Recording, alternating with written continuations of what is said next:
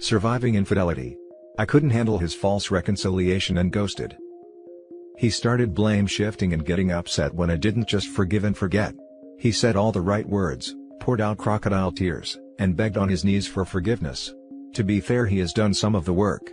He occasionally would text me pictures of where he is at and would text me throughout the night. He would spend more time with me and listen to me cry. But he would also stonewall and get frustrated with me if I was having a rough day or questioned him. Slowly, the red flags started popping up again that he demonstrated when he was first cheating on me. Passwords changing, phone mysteriously dying whenever he went out, never leaving his phone around.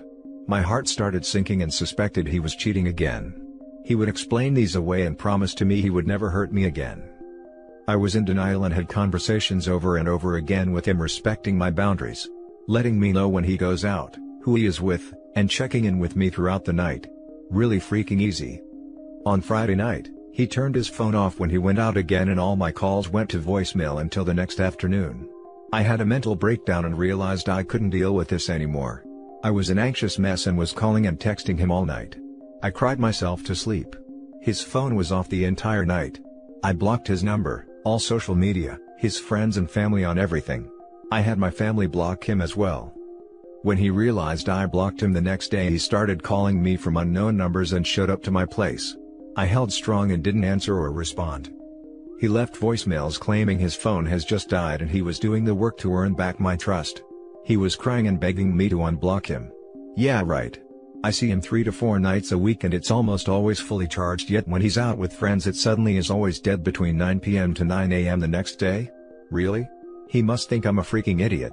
I've begged him to keep his phone charged, but I realized he doesn't give a damn and just turns it off, and probably goes to see his hookers and Tinder dates while I'm at home struggling to be mentally stable. My stomach feels like it's in knots. I truly loved him and I'm really disappointed, depressed and ashamed that our relationship failed. I love this man and did everything to make him happy. I cooked amazing meals for him, always dressed up, intimacy all the time, back rubs weekly, small gifts, and was always there for him. I'm considered conventionally attractive and am in great shape. I'm also close to finishing my degree. I am just so disappointed. I really loved him, or the person I thought he was. We were about to sign a lease together before I discovered his double life, and thank God I did. I feel guilty for ghosting him, but I just can't deal with his half-assed attempts at reconciliation. Now for the top comments. Good work. You have to create consequences. Be strong. Thank you. I can get through this. Even if I can't believe it now. No need to feel guilty for ghosting someone who turned their phone off with zero regard for your feelings, which are the direct result of him disregarding your feelings hundreds of times in the past. You clearly care more about his feelings than he does yours. The silence is hard. The hardest part, in fact. You'll be tempted to falter, to reach out looking for the answers to the questions that torment you in your silence.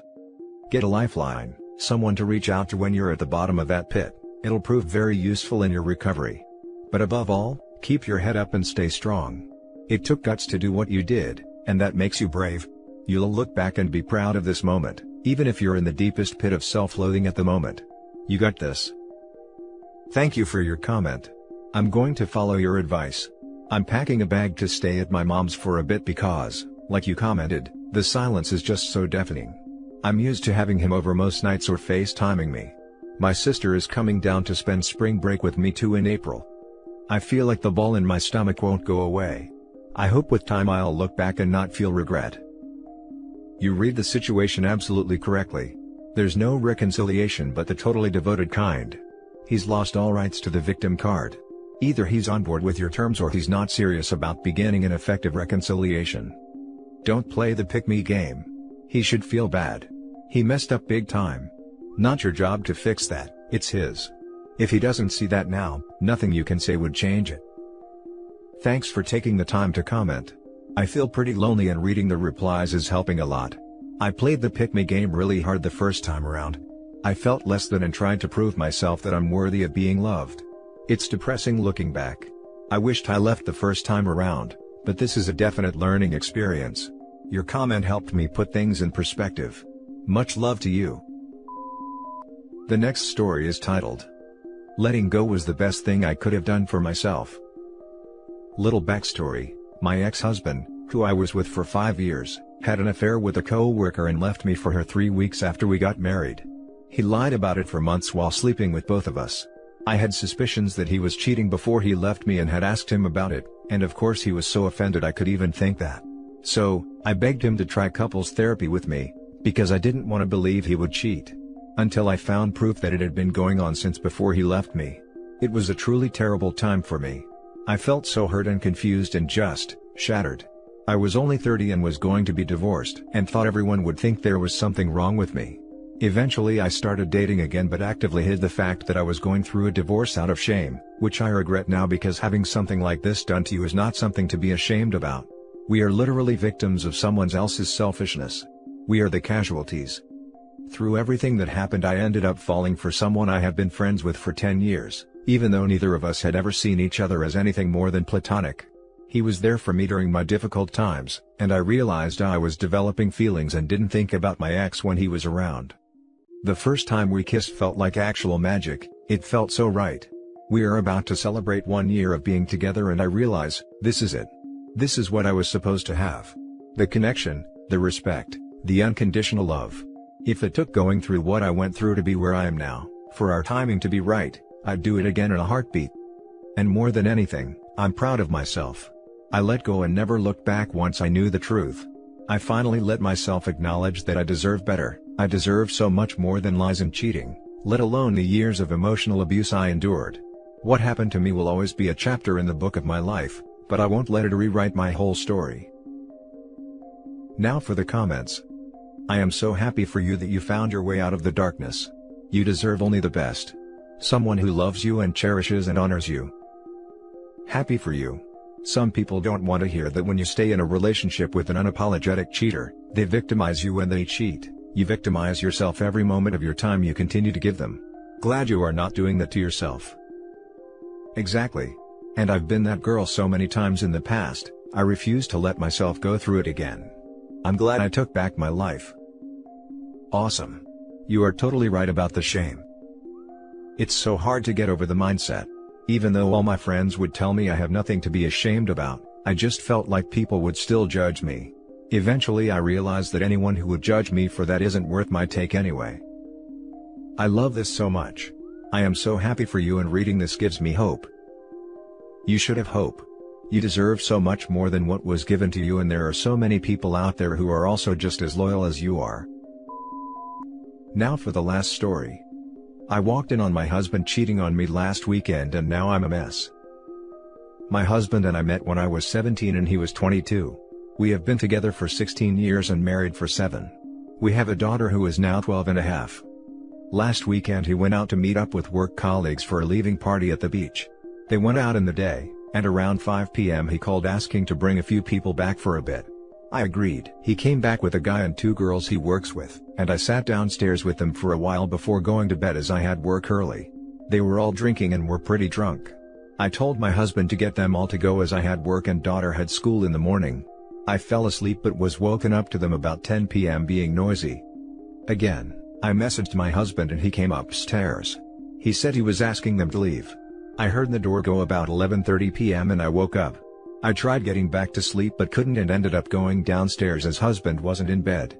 I opened the living room door and he was sat with his pants down with a girl he works with sat on top of him.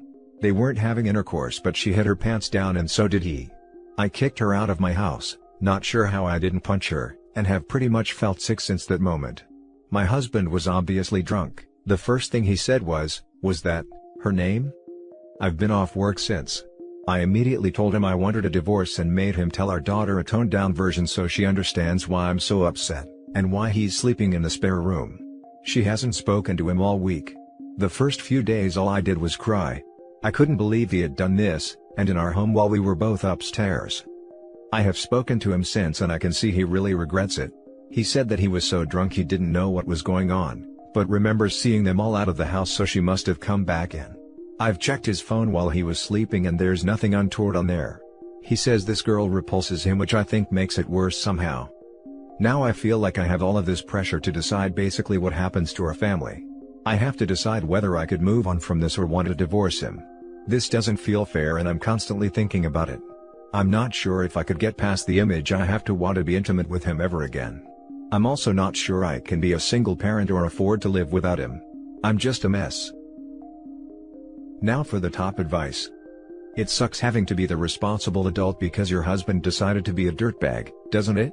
Especially when you're hurting and your whole world is falling apart and he's just like, duh, I can't remember, duh, who was I naked with? Duh. Let me tell you how this plays out if you stay. He sees it as a pass. He's remorseful now, but if you don't get over it on his timeline, he gets angry. He throws it in your face that he can't even remember. What's your problem? You still have to see these co-workers. They'll know what happened. If he doesn't tell them, she will. Some will find it funny and laugh at your pain. Some will feel sorry for you that you were so humiliated. People will critique every aspect of you and your life and your family to determine why he did this, especially with a girl so repulsive. They'll talk about your body, they'll talk about the decor in your house, they'll theorize on what you're like in the bedroom and how it's probably your fault for being frigid or vanilla. You'll be expected to go to work events and socialize with these people, and smile while you eat the crap sandwich and they gossip about you behind your back. You'll die inside a little more each time you learn something new about what they said, or your husband rolls his eyes at you and tells you to get over it, he was drunk. You won't be the mother to your daughter that you want to be because of the betrayal trauma. You won't feel safe. You'll try to verify things to make yourself feel safe and heal, and you'll be called paranoid and crazy for it. This is a brutal thing to go through and I'm so sorry. I know how much it hurts. But if you stay and let him rug sweep it, this will destroy you. Even if you're open to reconciling later, you have to get out of this dynamic and away from these people. You have to save yourself and your child. Look up Champlady, read her book, read her blog. Read the comments from other people who have lived it. Learn what false reconciliation is so you can see it if it's happening. Learn about betrayal trauma so you aren't surprised by what happens to you while you go through this. It's a hard road, but you can get through it and thrive. Well, I had to say this. I reread it several times because it is so well put and true. If you ask him if he was assaulted and to press charges, see what his reaction is, that could tell you a lot. That's absurd. It will never hold in a court or even at the police station. Feel no pressure. He made that choice when he decided to cheat. Being drunk is no excuse. If it's a case of actual violation, it's not his fault. But that doesn't mean you'll be able to stay. Exactly, I still need to work out if I can move past the image I walked in on whatever happened. And that's it for this video, guys. If you have thoughts to share, leave a comment below. Don't forget to hit like and subscribe if you like this content. I'll catch you in the next one. Good day, everyone.